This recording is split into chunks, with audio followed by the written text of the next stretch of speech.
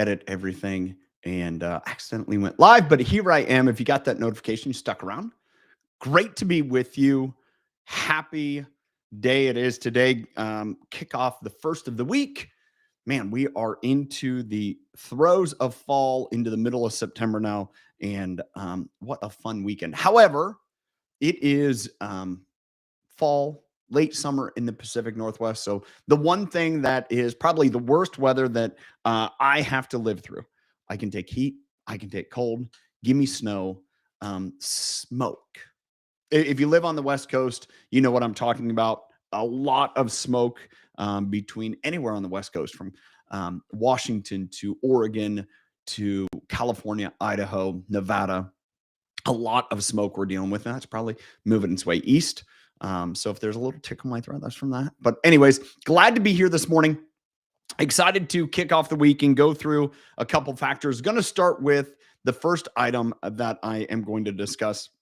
The 5 ways, strategies, keys to leading or managing yourself. This comes from Peter Drucker.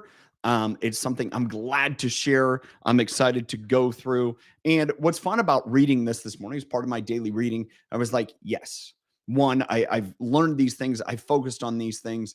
And I think it's really important. It's probably what separates leaders that really grow, managers that help others grow. It is the people that accelerate in life. Focus on these 5 things. All right. The keys to managing yourself. Focus on your strengths. I don't know who it was, whoever thought that the best way for you to improve is to work on your weaknesses. That was been told to me. I focused on that at times, and it was very frustrating because I kept working in areas that I just hated. You think about areas where you're weak, whatever that may be. Is it fun to work on that stuff? When you think about, all right, what are you really good at? What can you do that no one else can do? If you focus on that, make that even better, man, those weaknesses really kind of subside. They start to go away. Now, the next one, besides focusing on your strengths, is improving your strengths. I just mentioned that. It's a lot more fun. It's enjoyable. Help others do the same, and they're going to appreciate you pushing them to work on areas where they already feel like, man, they have an advantage. Are there going to be frustrations or barriers? Sure. But it also is a lot more fun. Number 3 here is recognize your disabling habits. Recognize the things that maybe restrict you. I think when you recognize it, then all of a sudden you can work around it so it doesn't become a limitation. Number 4 is remedy your bad habits and bad manners. Bad habits and bad manners affect how you perform in relationships probably more than any of your weaknesses. Because really, bad habits and bad manners tend to be weaknesses because they're blind spots. If you can recognize them first and then remedy them, say, what can I do to take the sting off of those, to just sand those little rough spots so they're smooth? Last one, and this is probably the one piece of leadership advice that I have gained that I see people most often talk about, but it's very, very hard to implement. Figure out and stop doing what you should not be doing. I've seen this in so many different places. The person in business that they're trying to escalate their leadership pathway, they get a new position and they keep doing the things they used to be doing. The reality is you move into a new spot, you need to do different things. This weekend, I watched some college football, I listened to football, watched to a little bit of professional football, listened to more professional football. And if you were to say, hey, I'm going to move you from a receiver, person that catches the ball, to someone that is a quarterback, the person that hands off and throws the ball. Well, you're moving positions. You can't do the same jobs. The same as if you're moving from a regional manager or leader into the CEO job.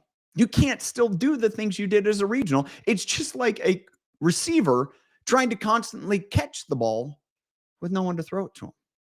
Man, if you think about that, if I'm a regional leader, if I'm some type of, I would say mid-level manager, and I'm trying to do that job when I'm the CEO, all the responsibilities, everything that a CEO should be doing, you can't do them both. A receiver can't throw and catch the ball to themselves. Think about that. All right, last thing I'm going to leave you with today. Well, we're going to talk a little bit about this, and this ties into that last one, time.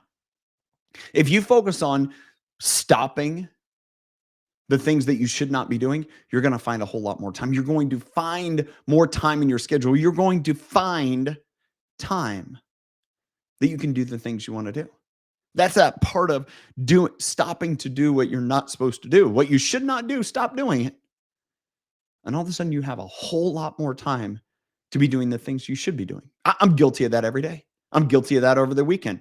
I did some things that I probably shouldn't be doing. I should have my kids help me doing. I should have, hire someone else to do. I did it. And because of that, I find myself a little short of the things I should be doing.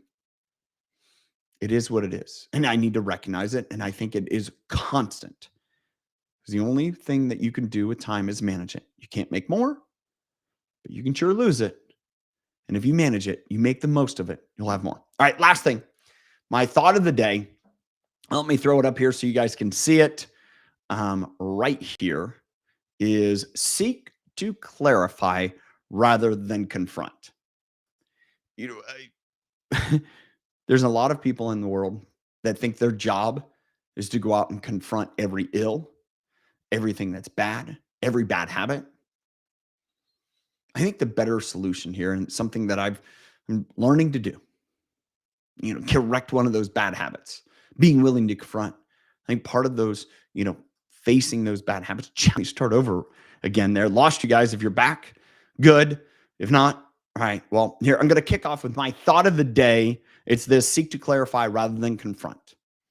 If you're constantly confronting people, they're going to find a way to not be around you.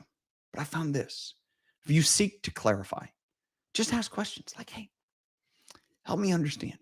Oh, man, why do you think that way? Well, man, what was your process? What was your structure in deciding to do this?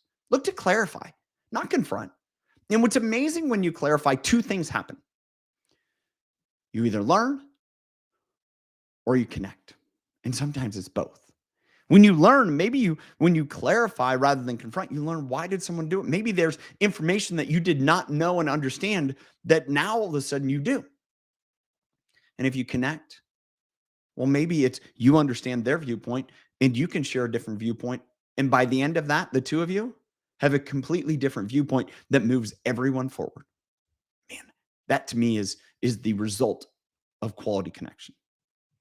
Seek to clarify rather than confront.